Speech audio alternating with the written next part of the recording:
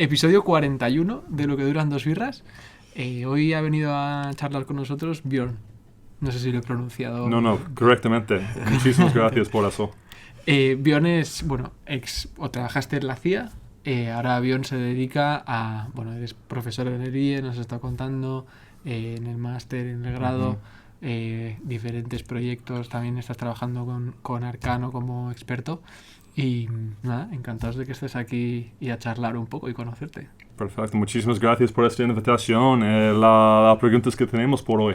También las cervezas, eso es probablemente la parte más importante por viernes durante este color. Sí.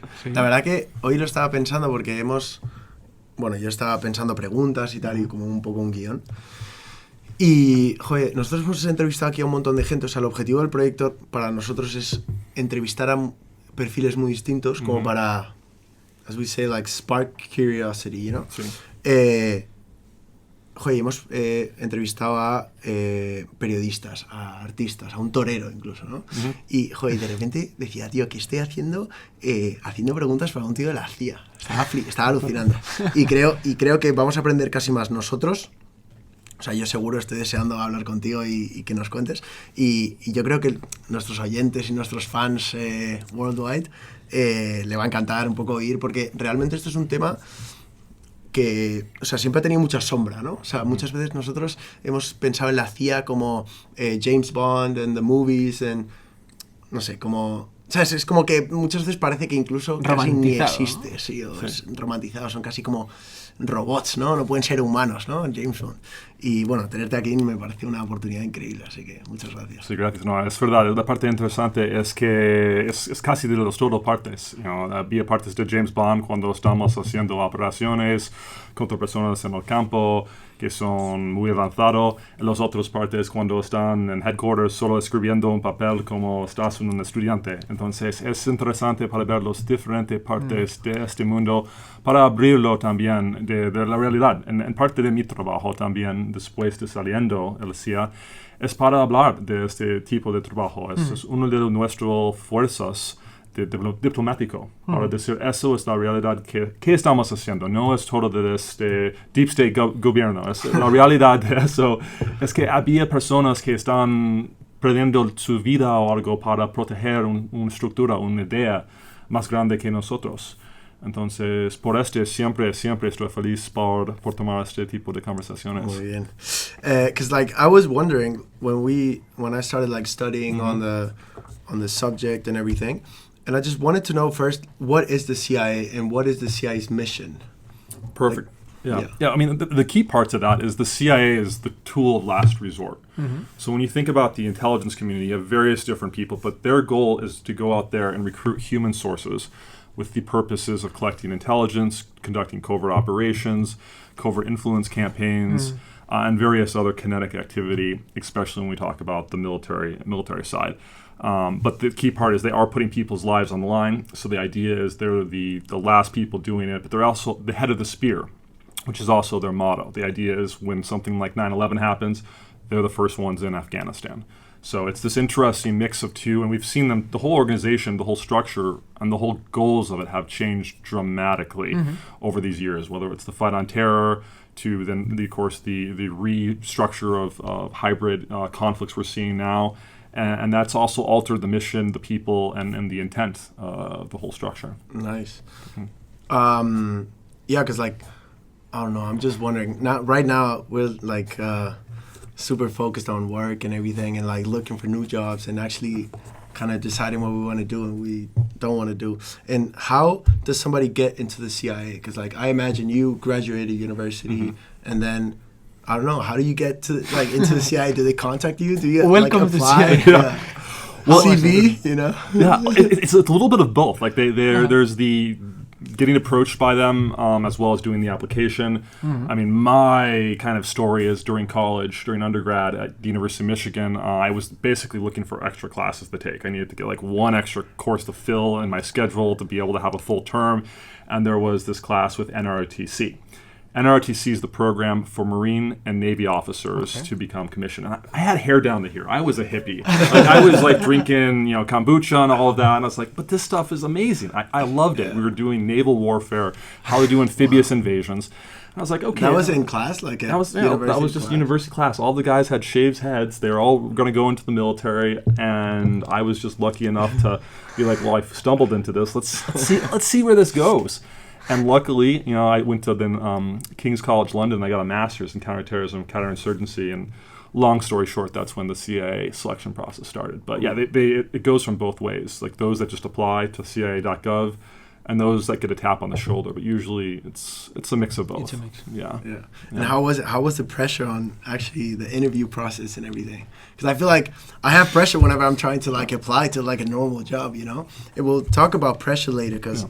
I feel like the job you did in the CIA probably had real stress and real pressure because you're actually dealing with, you said, lives and like actual problems in the world right now.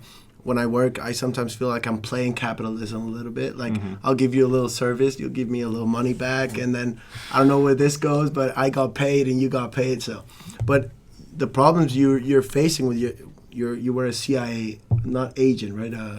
CIA officer. So agents are the people we recruit. So I came in the track as an operations officer, so to recruit and handle human sources. Okay. And of course, there's other ways you can do the job and still carry out the mission. You have the analytical route, which I ended up doing later on in the White House under President Trump during the first term. And then you have a support team that can also be doing support for the operations officers or just doing support. There's a team that's called like locks and keys. Their job is just to figure out how to break into different embassies. So they're all these technical people who understand how to infiltrate a building, get in unnoticed, and leave unnoticed. So you have all these little groups doing that. But yeah, I came in doing the operations track, which is arguably, the core piece that drives the organization. And like you started, and what did you start doing? Like what was the day-to-day? Yeah. Well, yeah, the day-to-day of that, there was, of course, this training process we had to go through, which was very intense. But I initially came in the agency as a contractor, and then I went through the whole process. But I came in basically doing kinetic operations, so the find, fix, finish. Basically, that's kill operations. So we were going after the top 5 leaders of Al-Qaeda. So it's the same team that was doing... that got Bin Laden a year before then, and so basically we're still going after trying to figure out who was still connected, going after the ones that were in the greatest part of communication because they're easier to get, and of course it's a mix of drones. So we can talk about the element of drone warfare when you can be remote, sitting in Virginia and watching on a screen, and you're just like, well. That just happened. There's some pink mist, and you're not thinking about the realities of it. To then, of course. More kinetic on the ground if you need to do grabs of material. Wow. Yeah. That's crazy. I don't know. It's just a life so different to our lives. It's insane. So it's like the whole life for me away too. Every time I look in the mirror, I was like, where was that body when I was young, getting paid to go to the gym every day? Yeah, because you so like you worked in the CIA for like how many years? About 10. 10 years. Yeah. And then you stopped the CIA and you did a master's and everything. Yeah. So you got into like the mortals, the normal life. Exactly. I was like, okay, how do I do a transition now? Well, I'll get an MBA. Like, this is a perfect career crisis mode. Figured, all right, might as well come to Europe. I kind of thought that was a good gateway to do something different. Yeah. Already did my one master's in the UK, and I figured post-Brexit, I'm not going to fight for a job there. So let's try Spain. And so had the opportunity to come here to IE, and of course, a little back scratching as well. Now I find myself teaching for them right now. So yeah. Nice. Super. Yeah. And yeah, because I remember, well, the guy that put us in contact, he talked about, you talked about President Trump, and also you had operations in like Iran, I feel like. Or North Korea as well? Yeah, so I was part of the counterproliferation team going after North Korea.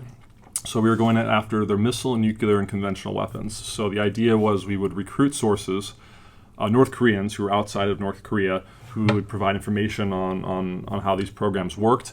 Or we would sell them equipment that we would know that would get into the missile, nuclear, or conventional weapons program that would either break, blow up, or we could track. Wow. Or the other part you is sold we it buy through like a fake company or something, Yeah. like Mossad with the Lebanon. Exactly, that's a perfect example. Yeah, with Mossad using a fake company for selling pagers that would blow up in Hezbollah's hand. Yeah. The exact same type of thing. You create a shell company, you operate that.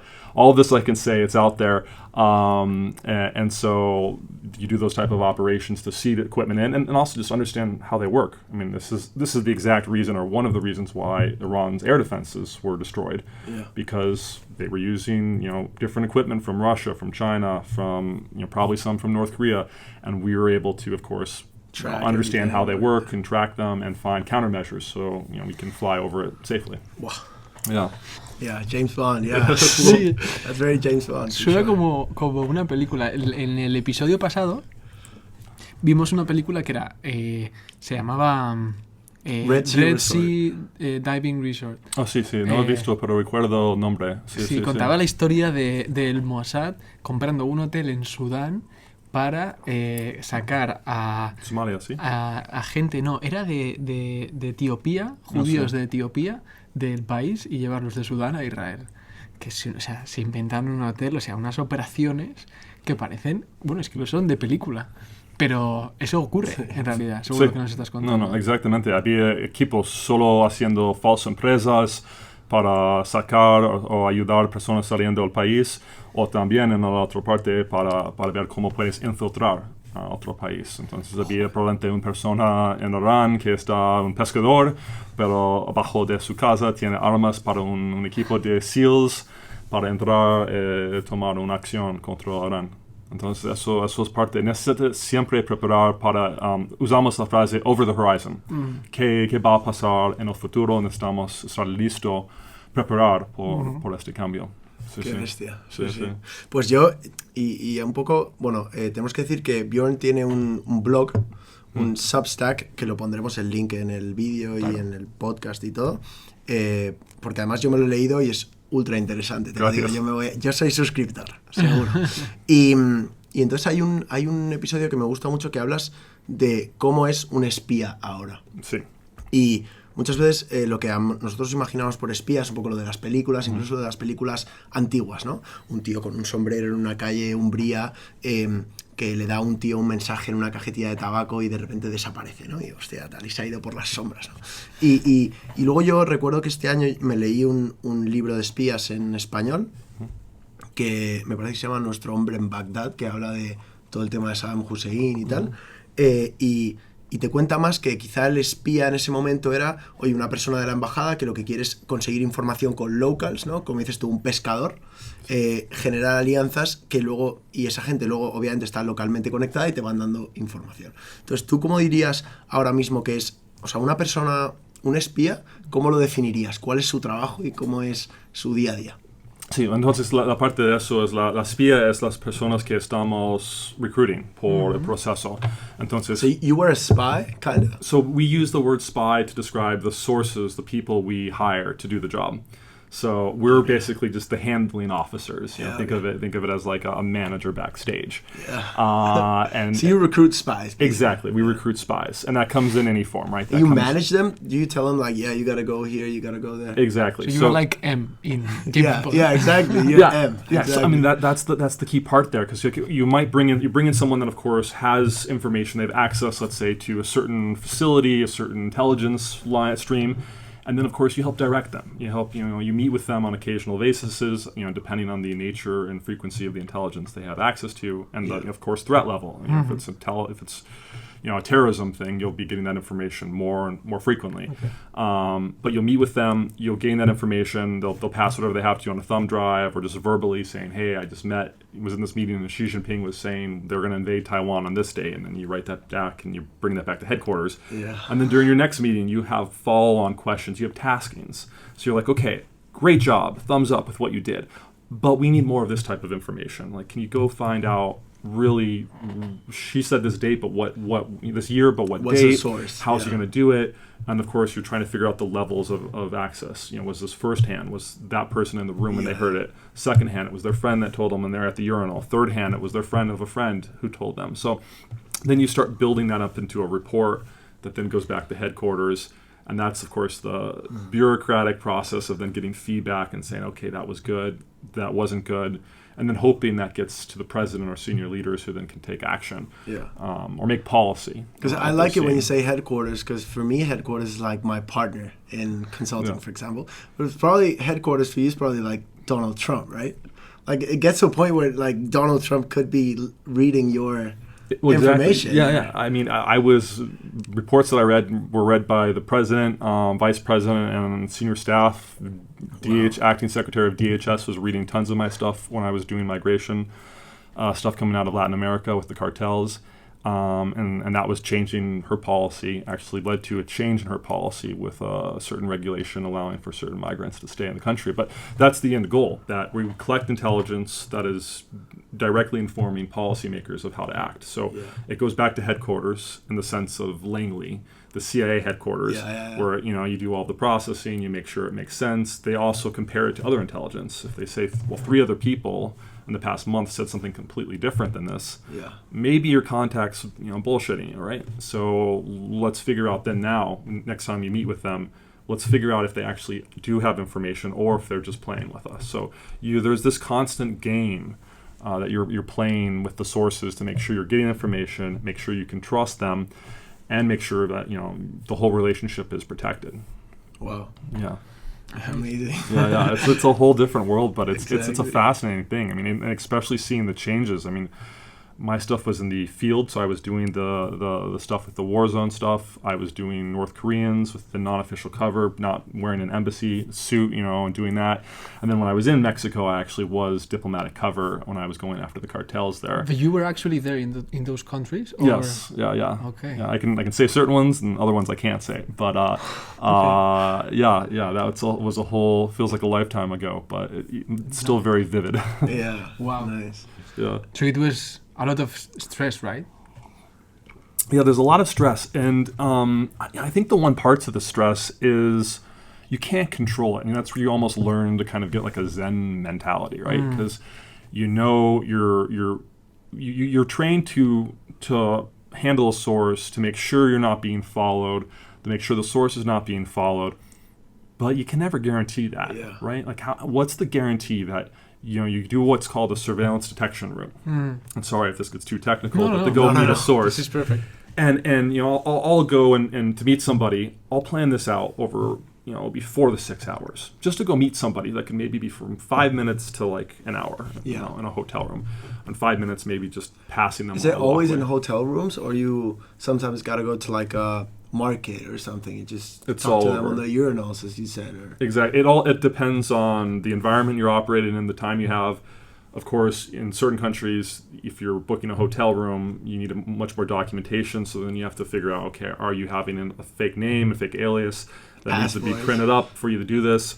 Have other people use this hotel that work in the embassy, so you have to deconflict everything. So you'll find yourself using a car, you'll find yourself using a hotel room, you'll find yourself using restaurants for backroom meetings initially. And then, of course, even sometimes what we call brush passes. So you're walking underneath a bridge, and they happen to have a kind of a big bag that's we think about like a big shopping bag, and they let go of one side, and you drop in a thumb drive.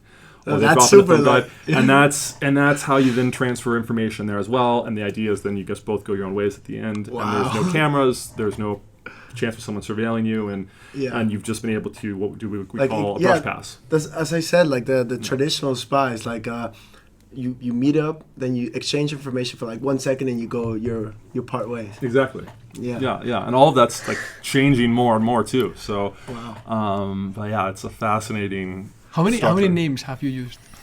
I can't go into that one, but more than a few. Yeah. More than a few. Yeah. Nice. Yeah. And what does the CIA do in the world? Because I know you guys are into like terrorism, and I guess that you guys were after like cartels, so like the Sinaloa cartel, for example, in Mexico or Guatemala.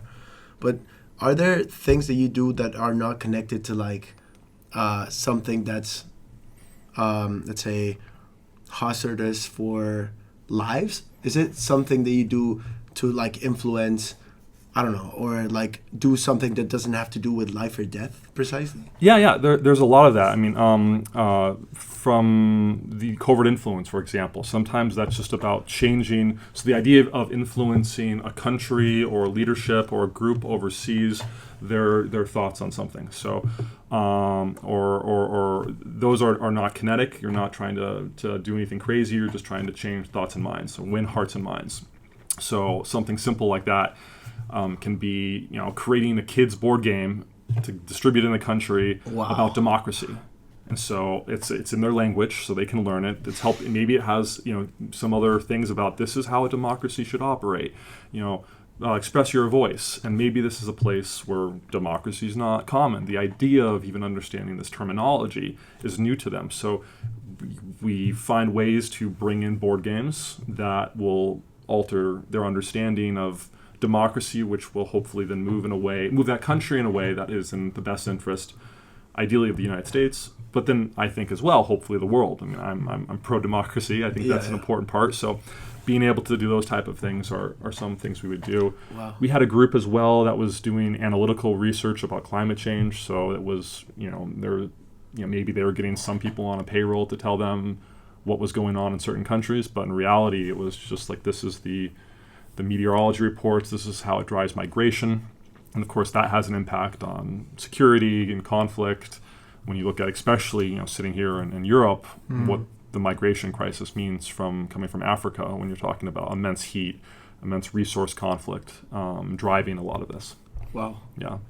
Amazing. Yeah. I never would have thought that you guys were, I would have thought that you guys were into like promoting, I would say like democracy, but at least like the American style, like outside of America, I would have said so. But I would have never thought that it had to do with like influencing the subconscious. Yeah. That's very interesting. There's a lot of that going on, which is the challenge to it nowadays is that any covert influence operation the agency does cannot have blowback that hits the United States. So in the sense of, we can't push something about fake information on Twitter because that all of a sudden could be picked up by an American and then be brought into mainstream media in the United States. We don't want to influence our own public, our own population. So there's ways that these things are more confined, but they can be effective if done correctly. Wow. Yeah. I don't know. I just have so many questions. I don't know if you have anything to say, but no, es tan diferente a lo que yo hago en el día a día que me cuesta pensarlo. Pero, por ejemplo, en algún momento en estas misiones que tú contabas, porque a mí me interesa mucho esta parte del estrés y demás, pero, o sea, tú has estado en situaciones que dijeras, estoy corriendo peligro real de mi vida. Sí, voy a vivir o no sé. Si yo he tomado momentos en mi vida. Ostras, ¿y cómo se manejan esas situaciones? Es el básico. Regresa a los básicos. Okay. Necesito entrar mi coche. Okay, tengo mis llaves en mi mano. Voy a abrir la puerta. Estoy hablando en situaciones, eso es un ejemplo simplístico. Sí. Pero para ir al parte más básico de nuestra existencia, para tomar una conversación con nosotros cuando estos eventos están pasando, eso puede reducir tu estrés, a mejorar sus movimientos con tus manos, porque normalmente personas en tus manos, si tienes un arma o tienes algo, va a freeze. Entonces eso puede abrir tu habilidad para reducir el estrés. También tuvimos una oportunidad, especialmente en diferentes partes del mundo en conflictos, áreas de conflictos, había un psicológico allí. Entonces, después de podemos hablar con él diciendo qué pasó, qué fue el problema, qué fue el contacto con el amigo, vamos a hablar de eso. Entonces, tuve esta mentalidad. En parte de eso es una familia. Como cada club, sí, depende de cuál tipo de club, pero están entrando una familia después de un año de selección, un curso cuando personas no están pasando, eso, creo que 70% pueden ir a la segunda fase. Entonces tiene este grupo de amigos por tu vida, con un secreto diferente. Because like, does your family know that you're in the CIA? Now they do, of course. They didn't at the time? My sister did not know at all. They didn't. Yeah, she did. I was like, I'm not telling her till I'm leaving. Right. She was the one that was... Because you could or you couldn't tell them? You have what they call discretion to decide what information you want to share and what you don't want to share. Okay. And this goes to even girlfriends or partners. In that case, you have to be selective, right? Because if your girlfriend's like, why are you disappearing for weeks at a time? You're not calling me. And why are you tan? Why are you tan? Who is the girl? What's her name? And this is over. You're like, no, I swear, it was not as pretty as you would like. I was in Mexico last week. Yeah. So you had those kind of like fun, awkward kind of decisions, like when do you talk to them, when do you tell them.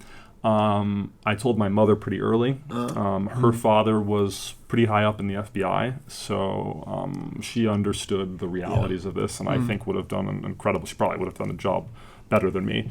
My father, I held off a bit. I was like, he just has trouble keeping secrets, so let's not put something on his shoulder he doesn't need. But he kind of figured it out.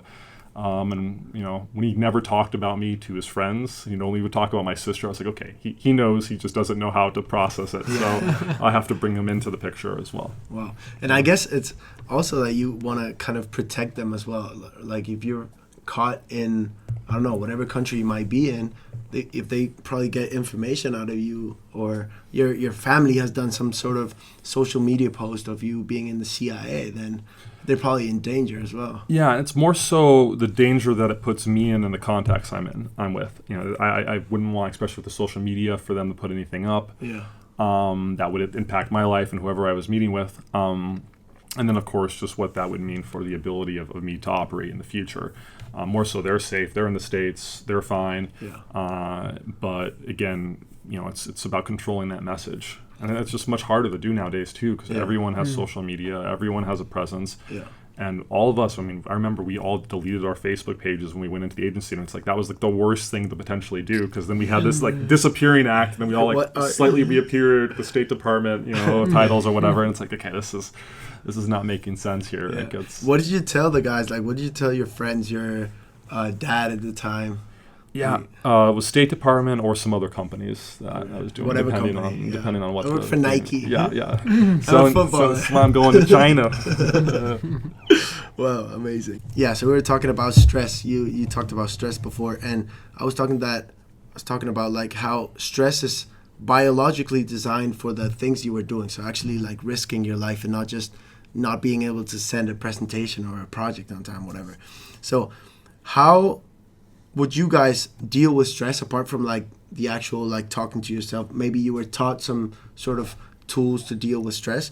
And what could you tell our super engaged fans to do in order to have like maybe some habits for like what I think about like the key CIA agent habits that they always have? Maybe I don't know, that you probably know habits and the ways to deal with real stress better than me. Yeah. No, that's a great question. And I think that's an important question when we always are adjusting the stress for the different environments we're in.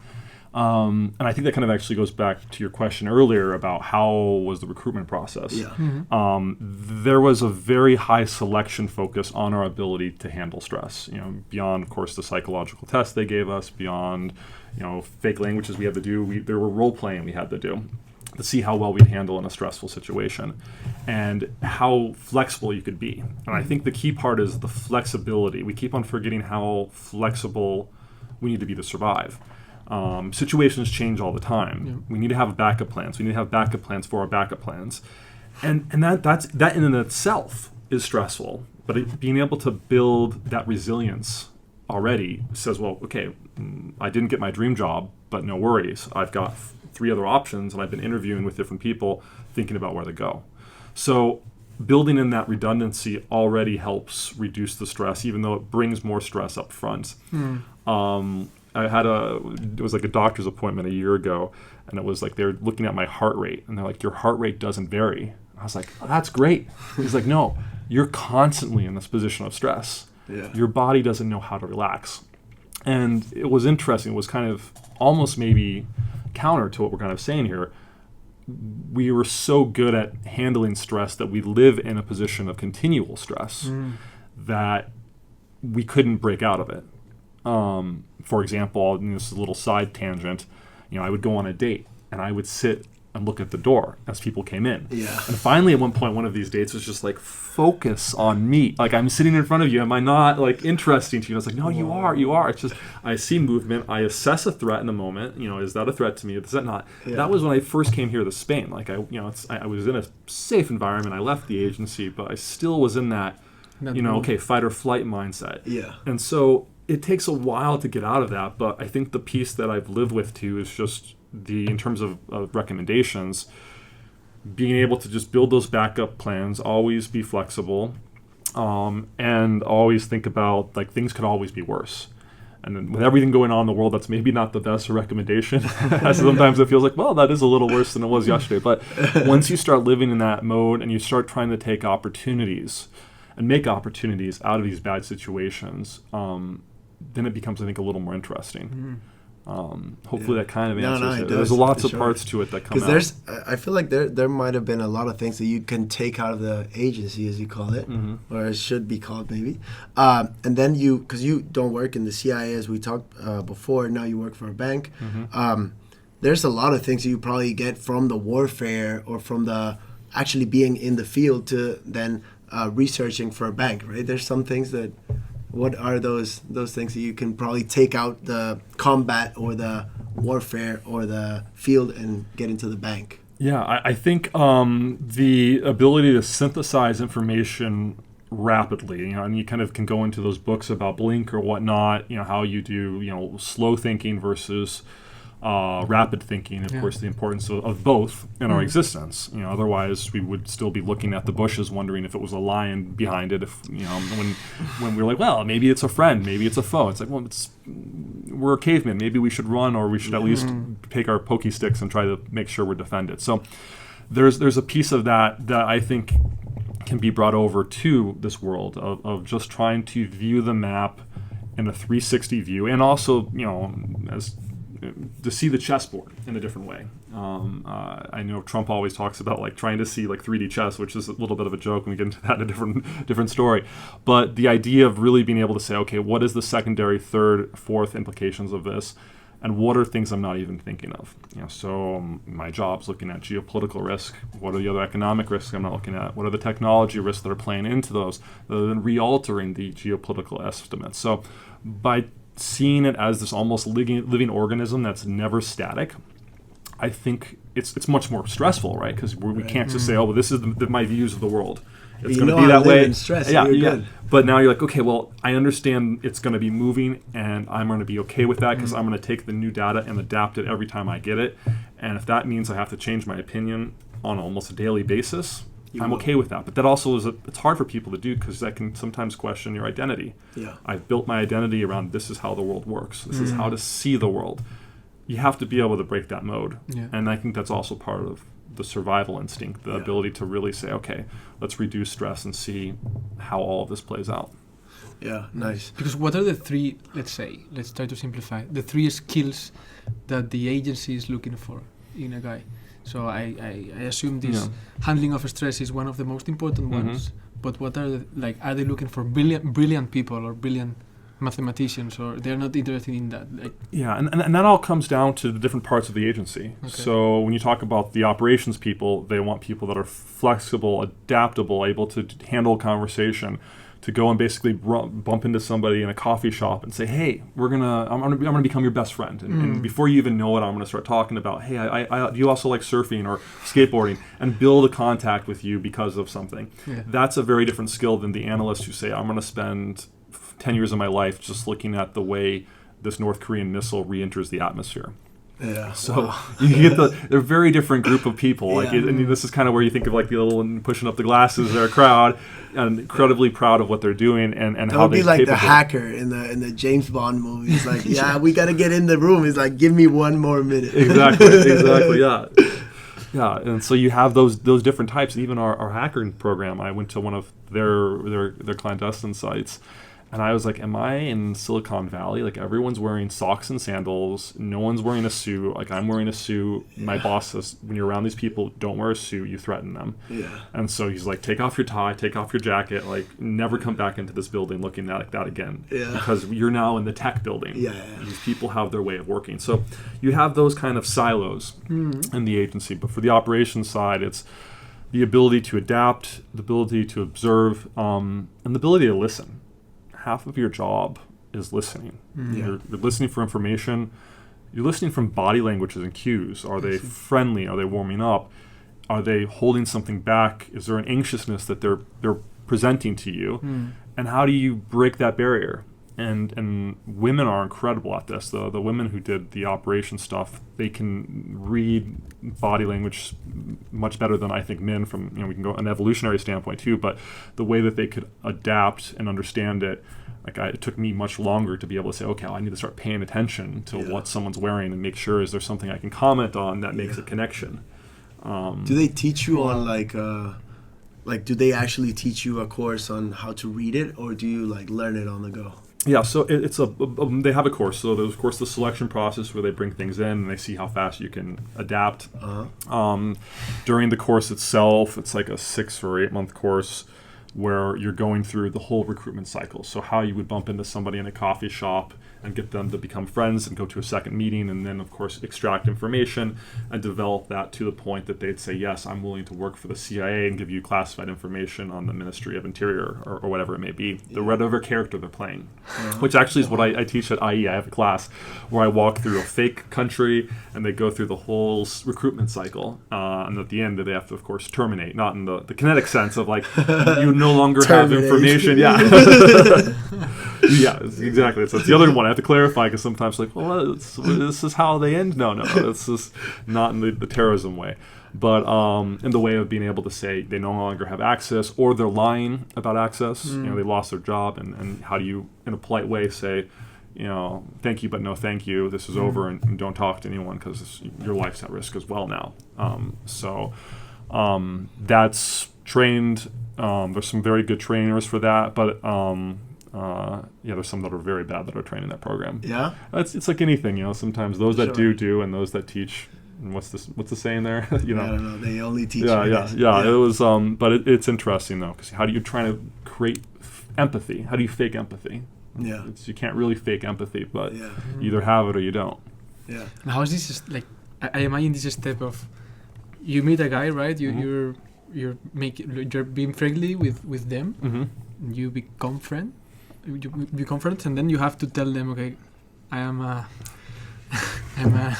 agent and I want information for you. How does people react to that? Sometimes not as well as you'd like. The idea is that before you get to that point of saying, hey, I work for the agency and we're going to formalize this in some way, you kind of soften the blow. It's like getting to your first kiss, right? You're with someone on a date. You kind of assume they're going to kiss you back because you've got all the signals. They've given you some information. There's body language that they're aware that they're what they're doing. And you say, look, you get them to provide information beforehand that they wouldn't beforehand. So they're like, okay, I've now given you information on how the ministry works, and you say, this is great, thank you, wonderful. Well, and I think that there's a way I can solve your problem for, you mentioned, you said you wanted to send your kids away for summer school, but it's super expensive. Let me think about this. There might be a way I can solve this problem. You kind of dangle this hook, and they're like, okay, so they've already given you information. They're already aware that there's, they're doing more that would get them in trouble or fired from their job. So they've already taken a leap of faith. And then you kind of dangle an element of there's a need that they have. There's a motivation they have, money, ego, what it may be. That then everyone has a hook, right? Everyone has it, and all of it usually you have to identify what it is, right? Exactly. Yeah. There's it all comes down to basically money. I mean, money, ideology, compromise, and ego. The mice is the term, and revenge is the other element to it. But the CIA doesn't use revenge because that bites you in the butt, right? If you all of a sudden start doing something to get them to do revenge, it already means there's an unstable element to how they may operate. Yeah. And the same thing of blackmail. The agency doesn't do that. Mossad does. The Russians do. The Chinese do. Iranians do. But that creates an element that at the first moment they can get out of that, out of their grip, that they could potentially then become an agent for the other side, and then all of a sudden turn on you. I'm interested in, like, now that we were talking about the different agencies in the world, do you guys from the CIA learn from how the Russians or the Iranians or the Chinese do their, like, jobs? Because I feel like they must have different styles on, like, how they operate, right? Yeah. And you guys are good, but they're definitely good too. So are you always, like, trying to learn how they do stuff? Are you, like, somewhat connected to other agencies, maybe the Spanish one or the French one? Maybe you go to parties and embassies. How is it? Yeah, so there's two parts to that. So the first part, we're always learning how they operate. Is there something that they're doing that we should be doing as well? Or, wow, that was an incredible operation that they did.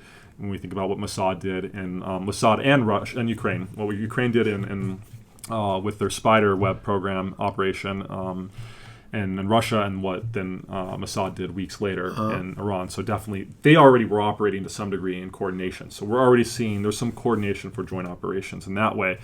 And then, of course, we're learning from our failures. We're recruiting spies in these agencies. I mean, that's the one thing you think about. I mean, in the world of intelligence, there are no friends. Everyone, even though we're allies with the Spanish and with the British are spying on us, we're spying on the British. It's the whole gentleman's game. We understand that element. So yeah, we'll try to understand and diplomatic functions and get more information from them of how they're doing things, do things jointly, and then we learn how they operate as well, and they learn how we operate, and then we adjust. And we learn some parts that we're really better at than others. For example, we can run circles around the Russians with our tradecraft, our ability to go to a meeting undetected. There was a person in the embassy that was wrapped up in 2013 in Moscow who left his house under Russian surveillance because they knew he was an intelligence officer, and then arrived at the final meeting point, which the Russians set up. And they couldn't follow him during this time. He managed to lose surveillance of the most watched places in the world are Moscow and Beijing. Yeah. If you can operate and lose surveillance in those countries, you're good. And that's where we are with them. And Russians do different things that I won't go into specifics that also say, okay, that's kind of silly. They're giving themselves away. Yeah. But then sometimes, there's those stories where, I talked to one FBI agent and he was like, I was following a car of two Russians and then they turned a corner and there was only one. Yeah. It's like, how did they do this? What were the tricks? Are they, like, for example, Russians or Chinese, are they better than the CIA in some things that you cannot somehow, like, get to their level? I think it's all different, and there's a great analogy in this book, and let me see if I can remember it correctly. So if all of a sudden, let's say there's a beach, put it on whatever island you want, and we want to figure out exactly what the beach looks like for, let's say, an operation. Yeah. The U.S. government, we'd send in our best satellites to fly over it, do thermal imagery, everything we can with the satellites, do pictures of it. We'd send a SEAL team in the middle of the night. They'd take pictures, lay some beacons, and maybe take some grains of sand. And that's basically what the British would do in other ones. The Chinese, or the Russians, would send a tourist family of mother, daughter, and two kids who are visiting on that island for vacation, and they're taking their family photos, they're collecting some soil samples while they're there in the water. Yeah. They're doing that. The Chinese will send 2,000 tourists to that same beach, each of them just collecting 1 grain of sand. And they'll all bring it back to Beijing, and then they'll lay it out on a table to remake the whole beach.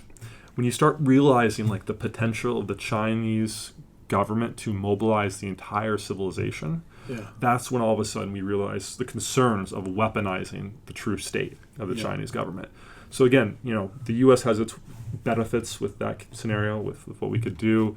The Russians have their elements to that as well, but the fact that Chinese, because of national laws, 2017 and 2022, mean any Chinese company, any Chinese entity, or any Chinese person has to basically operate on behalf of the state. Yeah. So that creates this environment where okay, how They're all basically like do soldiers, you fight that? Yeah. Even every commercial ship being made in China has to be mustered up to military specs. It has to be able to be easily converted into a military ship if they want to invade Taiwan. Yeah. So you get to this interesting element that's the part where it's really, really difficult to compete with at scale. Wow. Yeah. Yeah. Wow. Yeah. Amazing. Yeah. I don't know. I feel like I'm gonna say it in Spanish because bueno, llevamos hablando un montón de tiempo en inglés. Sí, yo creo que podemos hablar en español. Sí, en vamos a inglés. hacer la mezcla. Bueno, yo creo que está muy bien porque así tú eres capaz de expresarte con libertad y creo que lo estás haciendo genial. Gracias. Hoy justo estaba hablando con un amigo, le digo, mira, pues voy a entrevistar a este tío y me dice, bueno, pues en su web pone que es public speaker, así que vas a tener una suerte de la hostia. Digo, mira, genial. Y bueno, o sea, de alguna manera también es muy interesante que hayamos llamado a Bjorn en este momento por el hecho de todo lo que está pasando en el mundo, ¿no? Desde Israel, Irán, Gaza, Taiwán, ¿no? Estamos hablando de Taiwán, Ucrania, Rusia, ¿no?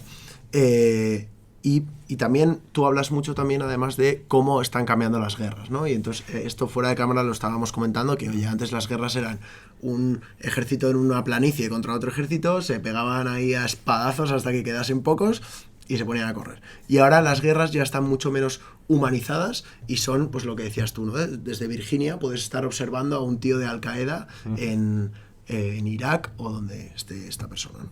Entonces, bueno, aparte de todo el tema de la humanización y de la deshumanización de la guerra, que eso lo comentaremos luego, yo creo que está muy bien que hagamos así un análisis de high level, as it's said in consulting, oye, ¿qué está pasando en el mundo hoy, no? O sea, ¿cómo ves tú el mundo de hoy en día? Sí, el problema o el riesgo que tenemos ahora es que el mundo está entrando en el nuevo fase de guerra híbrida. Y eso es el problema porque siempre estamos hablando de la guerra del pasado. Tenemos un país luchando a otro país o un país usando personas en otro país para luchar contra los otros. Estamos entrando a esta fase cuando corporate espionaje corporativo y los otros métodos para atacar la infraestructura, digital warfare son parte del sangre de este conflicto ahora. Yeah. Por ejemplo, China está entrando cada día más en la estructura de los infraestructuras de los Estados Unidos, los sistemas de agua para purificación para las ciudades, la infraestructura de energía, que si van a cortar la energía en partes del país, pueden cortar casi toda la energía del país. Sí. Entonces estamos mirando esta nueva fase, especialmente con la interacción con inteligencia artificial. And that, you would for sure, you would be sure about that the China move is for sure like a warfare move, kind of, like for the future? Or could it be like a financial move because like the energy companies in the US are profitable somehow? Yeah. Many people also mentioned their presence in Africa, right? So Yeah, Africa as well, yeah. Yeah, so it's both. It's both. And that's the thing where we separate the two. They don't separate the two. For China, corporate espionage is corporate espionage plus state espionage. It is for both because they have state enterprises. So for them, supporting the state means let's do what we can to undermine them. And it also means that if in time of war, rather than shoot nukes at the U.S., let's just shut down the power. Yeah, exactly. And I mean, we're doing the same thing. I'm not naive of the reality, and I know we've got similar things. Hopefully, in Russia and China. The thing is, once you use those things, you can't use them again. So it's a last ditch effort. It's a one shot. Yeah. It's a one shot. Yeah. And so there's that piece there where we're entering this phase and we're trying to conflict when all of a sudden we are seeing these Chinese companies emerge. And they have the same designs of U.S. fighter jets or of John Deere tractors that they're selling at a fraction of the price, that have the exact same intellectual property that these companies were trying to protect. Now, is that now a state issue? Is that a commercial issue? At the same time, you have limitations to what the state can do to actually guard the infrastructure, at least in the U.S. and here in Europe, because of certain privacy and protection. So that enters this whole phase of the hybrid war piece where we're not playing on the same field. Yeah. I mean, maybe out of all the countries in the West, France is the only one that's actually doing it, and they're doing corporate espionage. Yeah. Because what is precisely corporate espionage? Like, right. What's the definition? Fair point. Yeah. So it can be in two parts. So it can be a private entity spying on another private entity for the purposes of gaining a competitive edge. So this can be stealing their IP. It can be stealing their people, understanding what they're doing, stealing their business plans. Stealing means like getting one guy into that company and like precisely robbing documents or something? I mean, it doesn't have to be in the physical sense. It can be that, we're going to pay some hackers in, Russia to get into their server, and we're going to download everything in their server, and we'll buy that. Or we know that a Russian group's already done this, and they're offering it to the highest bidder. Let's go spend $3 million on this data because we want to see. And that is controlled privately, or is it state controlled? So that's the two parts. So it's the one part is it is companies doing it. Even in the West, we've got some companies every now and then that get charged for this, where all of a sudden they're spying on a competitor, and that's corporate espionage. In this case, we're seeing it as the companies, in this case of China, are spying on other companies in the United States, but they're also having the Chinese government spying on these U.S. companies and then providing it to these Chinese companies. So that's the part where it's the next level. I mean, having just a company like IBM spy on Apple or something, they have a big arsenal. They've got their own capital, and they probably have a small team, but they have shareholders. There's certain responsibility. There's certain oversights that's going on. But all of a sudden, if you have a state actor that has the power of the state to go into a system and do that, or say, hey, we're going to send, and this is the sad thing, this is where it's impacting Chinese scientists in the United States. We're going to pay a Chinese scientist to go over there, and he's actually going to go work at IBM and learn how they're advancing their quantum computers, and they're going to bring it back and help either the Chinese state or a Chinese company working on quantum. And then that enters a level of then how, going back to the initial question. Is that the problem that's happening with TikTok now in the US, for example? Whereas, like, where TikTok is, because I've heard it might be like a conspiracy theory, but you can never be sure. I heard that TikTok in China is different from TikTok in the US. They say TikTok in China is more like the kids learn how to like craft stuff up and like create and build, and they kind of learn from it a little bit. Whereas like in the West, TikTok is just pure junk, like junk content. And it might be related to what you said about like you guys creating a board game about democracy, but they are kind of trying to destroy the Western values, as in having kids like destroying their attention span or whatever. Is that what's happening now with Trump saying we don't want TikTok, we're going to ban TikTok, we want an American company or a Western buyer to actually purchase TikTok? Yeah, that's part of it. So there was, you're referencing, I think it was a New York Times or Washington Post expose where they literally pull side by side what the feeds bring up. And you see the divisiveness on the one side where this is part of their campaign. I mean, they're publicly spending over $800 million in influencing campaigns. This is the Chinese government, and that's just public. That's not what they have in their military budget, which we know is even much bigger. And again, for comparison, I think the State Department's counter disinformation program in total was just $8 million, and that was just shut down at the beginning of this year. And then it's the other part. So it's the pushing disinformation, it's the pushing conflict by pushing more divisive content out there, and it's also the storage of the content. TikTok has been it's been reported through reasonable sources that they've been also storing this information on U.S. people in Chinese servers, and that they've been sharing this with Chinese companies as well, other Chinese companies. So this helps them improve their targeted marketing on U.S. citizens, but also that raises the question of there's no data privacy if you're a U.S. citizen and all of a sudden you have a TikTok account, and now Alibaba is using that material to better target you. And Alibaba is the smaller problem. Exactly. Alibaba is small, but the Chinese government is probably way more dangerous. So those are the two. There's also this issue of Chinese people coming to American universities, right? Because they and I've read this in a book, y decían, en China el mejor talento se va a Estados Unidos, coge el talento en Estados Unidos, aprende, va a las mejores universidades y se vuelve. Y luego muchos regresan. Sí. Entonces también como este proceso que entiendo que incluso les incentivarán a oye, cultívate fuera, ve cómo es la cultura fuera y luego vuelves y nos traes esa información. O sea, que si te pones conspiranoico, claro, o sea, y no conspiranoico, entiendo que realmente hay una operación detrás de esto, pero salen como muchas consecuencias y muchos ejemplos reales de cosas que ocurren. Sí, no, en el riesgo también estamos mirando es que estas personas están regresando con el dinero del Estado de China. Están construyendo nuevas universidades con un caliber de Harvard, de MIT. Y ahora había una nueva generación de los chinos que están estudiando solo a estas universidades. Entonces tenemos menos vista en qué están haciendo con sus estudios. Porque ahora no van a los Estados Unidos. Primero sí, pero ahora es un cambio. Supongo que también como el corporate espionage que has hablado, ¿no? Cogen el modelo Harvard y lo replican en China. Exactamente. Y se ahorran el viaje, ¿no? Y además tienen todo el valor que aplica Harvard o que el MIT o lo que sea. Es un copy-paste de nuestros estudios, nuestros programas, y especialmente de diferentes programas, por ejemplo, de lasers. Eso es algo que pueden usar para militar, para commercial uses.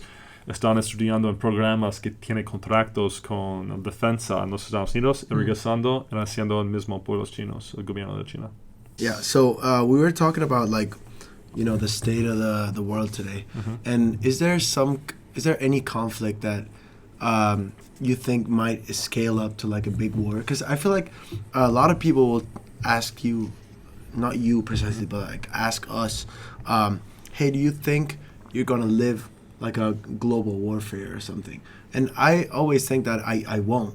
But because I was born and I've been living in this peaceful world with like where the wars are out there, but we don't really get to see them, and I don't really understand war like because I've never lived it. But do you think we'll live like a global war? And do you think one of these conflicts that we have now, so Ukraine, Israel, Iran, whatever, do you think are they scalable into a big war?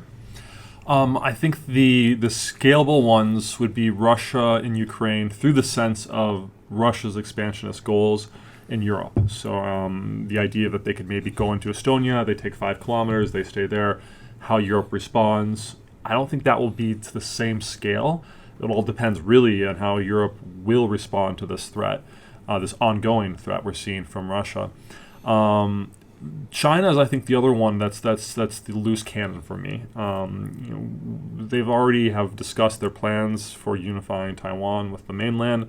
That, of course, should concern all of us, from every phone, computer, everything we have, this digital age with 90% of the most advanced chips coming out of there. And also the military implications. No one really talks about the fact that the east coast of Taiwan, it drops off dramatically. So currently, when you look at the east coast of China, the water is all very light blue. U.S. spy satellites can see the comings and goings of all all Chinese submarines. When they take Taiwan, we will lose track of that. That means Chinese ships will be out there and we won't know where they are. Chinese submarines will be out there and we don't know where they are. And that alters another level of global instability, especially for a country that's already expanding in the South China Sea and then impacting 30% of global maritime trade. So those two are the ones I see. But, again, it all comes back to the checks and balances. China doesn't want a war with the United States. Xi Jinping doesn't want one, nor does the Politburo. The U.S., depending on politics, can sway.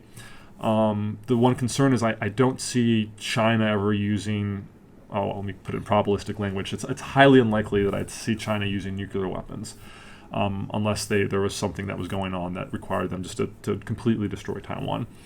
Where Russia, on the other hand, with Putin, this is someone that he truly is a creature where we don't understand his full intention. We understand his full intentions. It's the return and the glory of Russia to this non-existent idea that never really existed, which is the irony of his dreams, that are manifesting in this type of expansionist policy. But that's one where all of a sudden you have it knocking heads with Europe, you have it knocking heads with the United States, regardless of what may happen in the next years with Trump. And there are at least still 2 nuclear powers in Europe. You have France and you have the UK. And so how they respond to that could alter that dynamic a little more so. Wow. Should we be scared? I'm concerned, I'm worried, I'm not scared. but this is a guy who didn't think he'd live past 30. So I'm already in my my golden hours. I think it should be a wake-up call, and this is when we talk about the NATO summit last week. All of Europe should see this as an existential threat to the existence of the European ideology, economically, militarily, and culturally. And so that's the concern when I don't see us taking it seriously. That raises the thing of, well, if we're not taking it seriously, Putin's standing on the other side and realizes that. And they are taking it seriously. They are revamping. They're bringing in 1,000 troops a day that they're recruiting, or a week. You might need a fact check on me. I think it might be a week. They're losing about 1,000 a day. So they're almost basically replenishing their losses. So it is 1,000 a day. Yeah. So So they're building up new forces. They're already ready for something. Yeah. And they're already repositioning. They've doubled their troop size along Finland. Yeah, because we had the NATO, the OTAN NATO summit last week, I feel like. Yeah. And it was clear that the Western states don't really agree on the spending, right? And this gets us to a point where, like, you can debate that. Maybe it's just the Spain. Yeah, maybe Spain. Honestly, yeah, maybe just Spain. But yeah, I feel like there's been debate on it, because it at first was 2%, then 2.5, then 5, and it's been this for the last month. So it's not been clear on what we have to do as Western states, right? And one thing is clear, and I'll let you speak now. Sorry. No worries. That the most peaceful times in history are today, most definitely, and they are the times where the big countries like the U.S. or Russia or China are the most armed, right? They have the most guns to fight. So I feel like the Western states, as you said, we kind of just don't understand the concept of we have to be ready for defense in order for them to be, I feel like, maybe not ready for them to attack us. You know what I mean? Yeah. And that's the big issue beyond the numbers. I mean, there's two other main issues beyond the numbers of how much countries are spending. It's that we're not spending in a unified way. We've got, I can't remember how many tank models that we have here in Europe. The U.S. only has one. Yeah. And we've got, I don't know, 6, 7, 8, maybe 12 different tank models. That means that they're not interchangeable, because every country is doing their own thing. The ammunition may not be the same, so when you're in combat and field, like that alters the dynamics of what supply chains you need, which is the biggest part of warfare. You know, how do you actually get the weapons and troops and equipment to the front line? Well, if you have to bring them from France, Germany, and from somewhere else to then rearm, you've already created a very weird system, rather than having one where they're all unified, and regardless, you just can say whatever's easiest to the front line, we'll pull from there. And then the infrastructure. I mean, the infrastructure post-World War II for Europe was built for U.S. troops to land on beaches and move eastward. And don't as I take off the computer out. And if the U.S. troops aren't landing on the beaches, to move eastward, we have an infrastructure that's not designed for European movement for the Eastern Front. When you say we, you say we as Europe? We as Europe. I use it now that I've been here so long. That's good. Even though we're speaking English, I use the we here. For you had so many passports in the agency. There must have been one which was Spanish. Yeah, sure. there's some that I may have not looked the part as well, but you look like you came back from Ibiza. I've got the whole look there. Yes. Nice. Yeah. So that's the thing there with the infrastructure here in Europe. And also this spending, right? So like you guys in the U.S. are spending way more money than we are in Europe, and we have signed that we must defend ourselves, and we must defend you and you and you. So it's not really fair for you guys to spend so much money on defense, and then because that money, as they say in Europe, if you spend on defense, that you cannot spend on healthcare, for example. You guys do not have a public healthcare system like the European one, but you spend more on defense. I don't know how it's said. Defense, sorry. But it's not really fair for you guys to defend us when we're not spending as we should, right? And that's the concern with Europe. Europe's given up its defense to the United States. It's given up its energy to Russia, and it's given up its economy to China. Yeah. You know, and you know, for various reasons, it's managed to thrive on that in the short term. But now we're all of a sudden hitting where the rubber hits the road, right? The U.S. is saying we're not going to be covering this, and this is something the U.S. has been saying for some time. It's not just Trump. That's where you pull this back. You know, Secretary of Defense Gates under Bush. Even said that I think I can't remember what his speech was exactly, but it was one to Europe of, look, you need to start paying your bills because at some point U.S. is not going to flip this. Yeah. And we've been warning, the U.S. has been warning at least Europe about the challenges and damages of building pipelines to Russia, what that means geopolitically to be supporting an aggressive state that has actively taken on its neighbors militarily.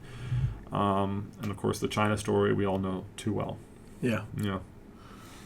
Do you have any question? I don't know. I'm just asking too many questions. No. I'm thinking about now that you're discussing now with the energy to Russia, the economy to China.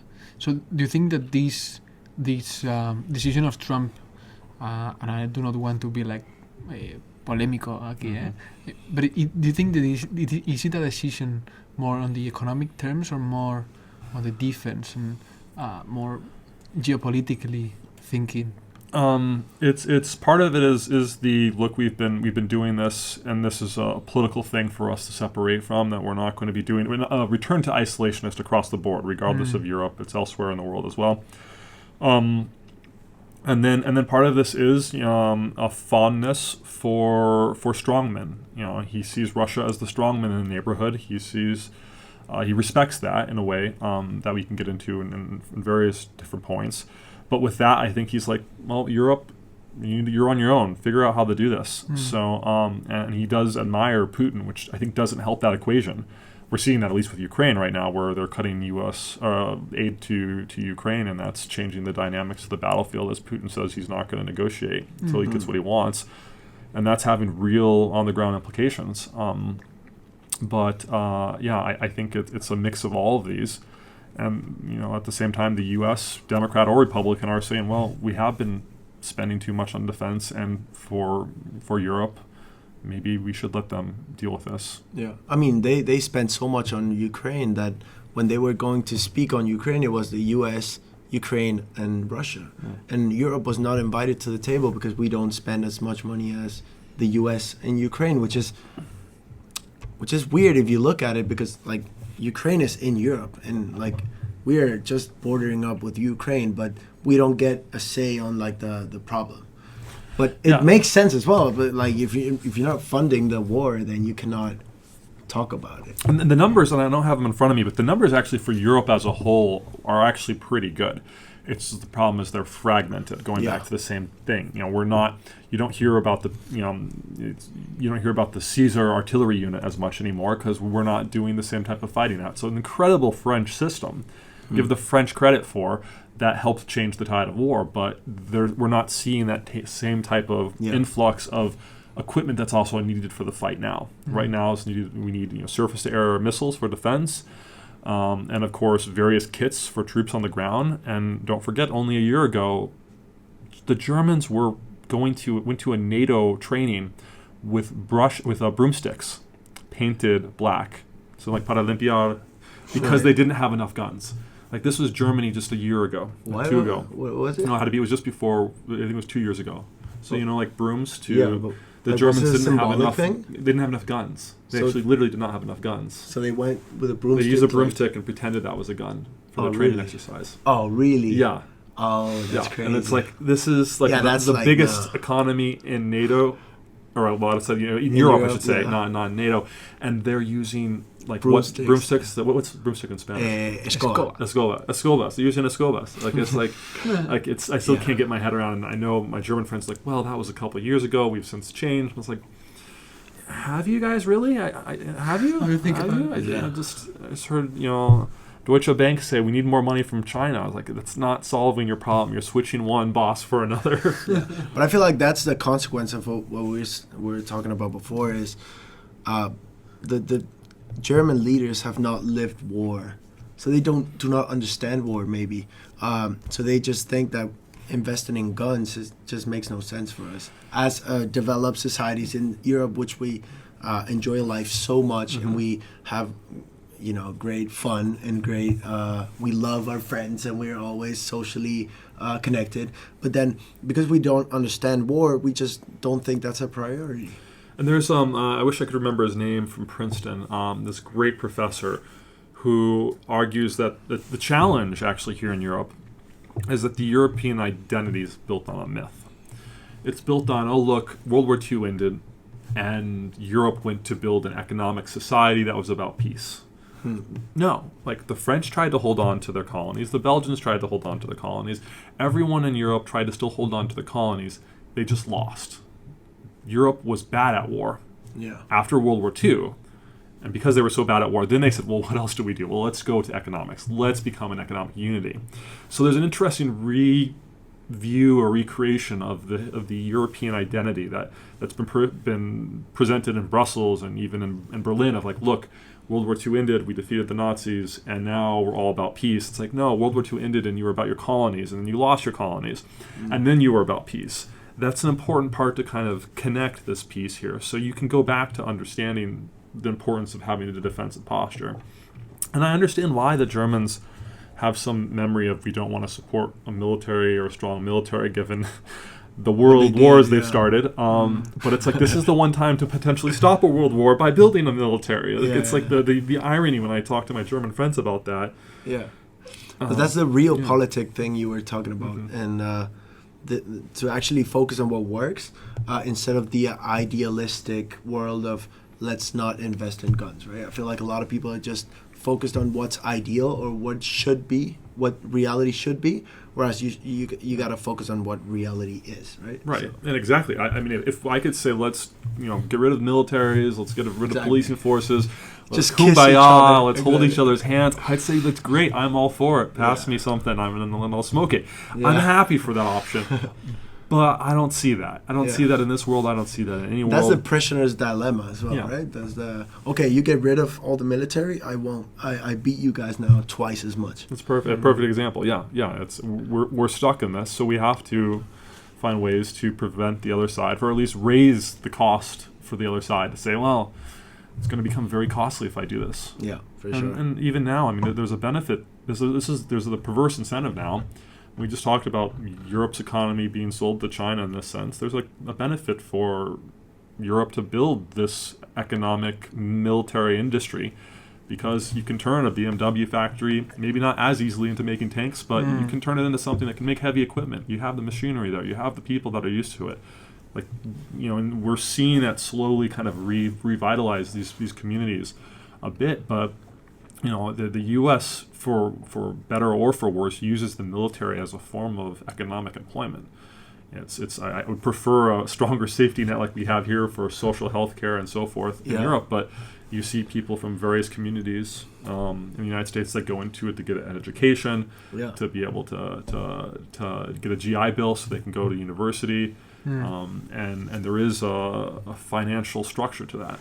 Yeah, and investing in defense is ultimately investing in social welfare as well. Yeah, it's a different form, but it's a more basic form. It's a more basic form, but at this point, if you can do both, and it's maybe it means we're going to have a couple, little fewer avocado toast this weekend because we have to be more careful with our budgets as Europeans.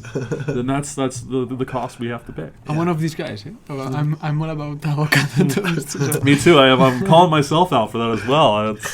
No, that's super interesting. But if we can go back to your story, so sure. After these 10 years on the agency, right? So, what made you make the decision to just quit and find another thing? Was it like too much? Did you want to just explore other things, or just the MBA that you were mentioning? Yeah, there are various reasons, and some I'll get off camera with you guys. But one of them was there was a certain event that occurred, and I started to have resentment for people, in the way that your people in our job can die, do die, and it's part of the job, right? I mentioned I didn't think I'd live past 30. And you get to this point where you're saying, okay, what was it for? You know, what did we achieve? You know, I had maybe I'll project by telling the story in a different way. I had a friend who, was attacked by somebody in one of these settings in a way that she's just like, what was I doing this for? I just to get something to come back and write up and hope that maybe the president read it. And you get to this point where people are dying, people are in terrible situations, and you're putting people in terrible situations because they could potentially, them and their family could potentially be killed from this. And then you're back there sitting in D.C., a nice bar, and you're seeing everyone laugh and be happy.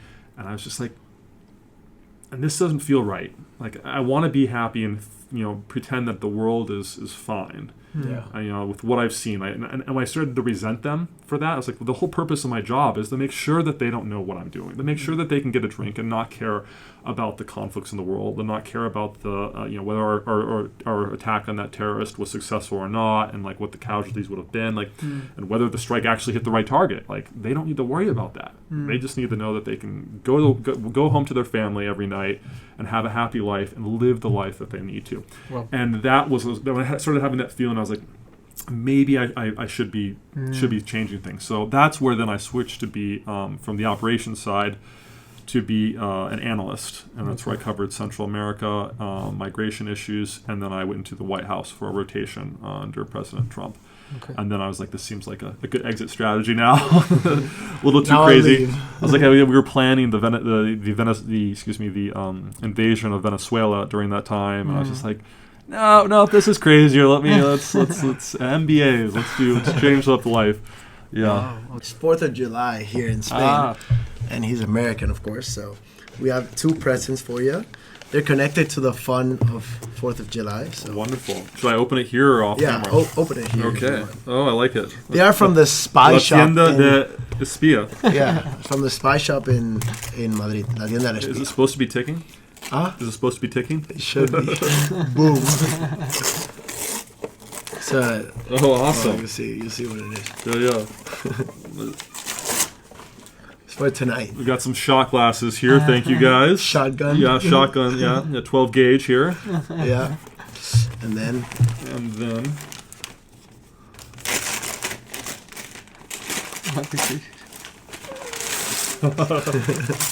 This is perfect. So to go with my when I'm having my scotch on the rocks, now I can actually have the bullet-shaped ice cubes with it. This is awesome, guys. Thank you.